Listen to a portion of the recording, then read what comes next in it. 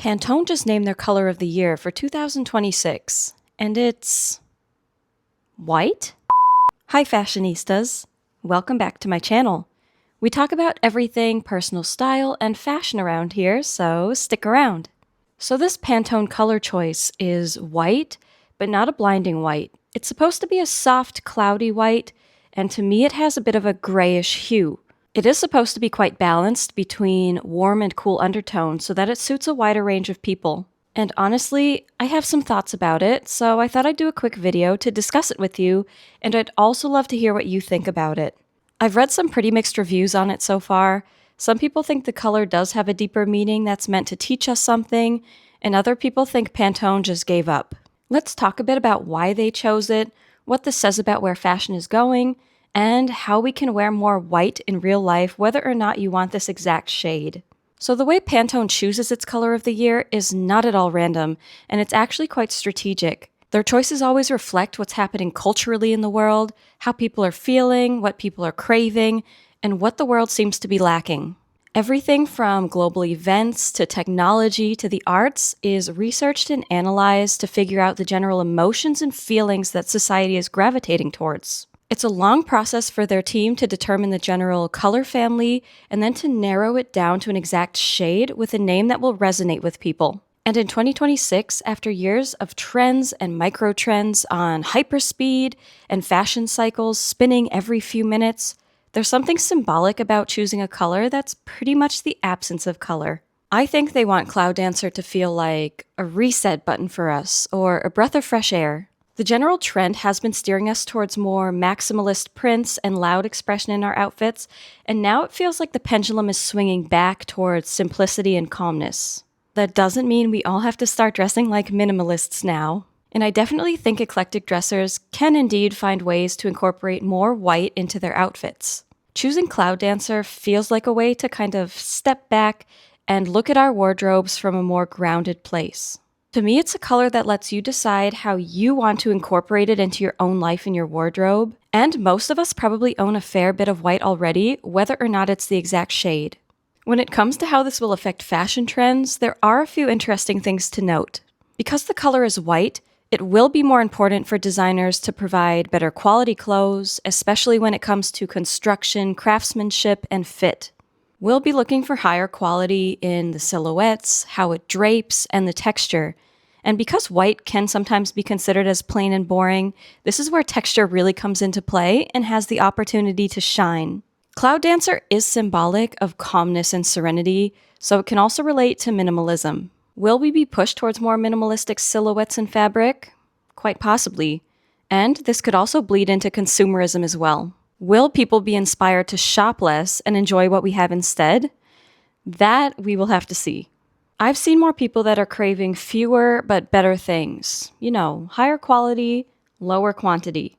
People want colors that will last without fading, pieces that blend with anything and help to ground a look. And I think white could be the neutral that symbolizes that shift. But again, consumer trends are yet to be seen. Of course, stores will still be encouraging consumerism, and those who closely follow trends will most likely go out and buy new pieces in this shade. I think we should take what this color is trying to tell us and slow down, both with our shopping habits and life in general, if we have the privilege to do so.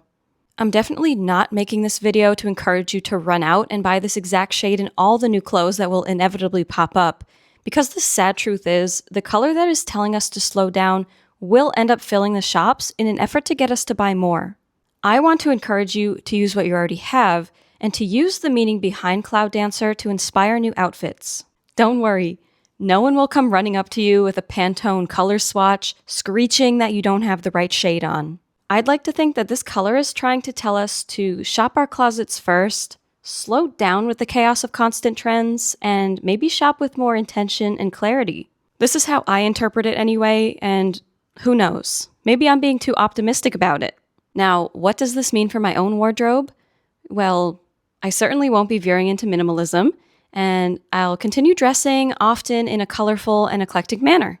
But I do like the idea of incorporating more white into my outfits and with more intention. White can be such a great base, and it can add interest through large blocks of it, such as a sweater or pants, or even small details like a collar or accessories. As I said, to me, Cloud Dancer looks like it has a bit of a grayish tinge, so I think most of my clothes would be considered more of a stark white. But again, I'm inspired more by what the color represents than the actual shade itself. And at least at this time, I don't plan on buying anything new in that specific shade. So how do I plan to incorporate more white into my outfits? Well, over the past few days, I've been thinking about how I want to relay this simplicity, this calmness and serenity into my outfits, and I came up with a few ideas. I'd hardly call my outfits simplistic, but there are ways to give the appearance of simplicity, such as using a monochrome outfit, especially as a base, and going from there. This is a great technique and can be as simple or as bold as you want. For this outfit, I'm playing with textures. Both the pants and the top have eyelet details, which is a little hard to see in the flat lay. And if I wanted to go bold and not so monochrome, I could add pops of color in the shoes and the accessories. For a more simplistic look, I'll stick with a combination of white and silver. It's more low contrast, and the silver is very complementary to the white. It's a bit angelic in a way, and still visually interesting, and it's a great outfit for summer. Just looking at it brings those calming vibes.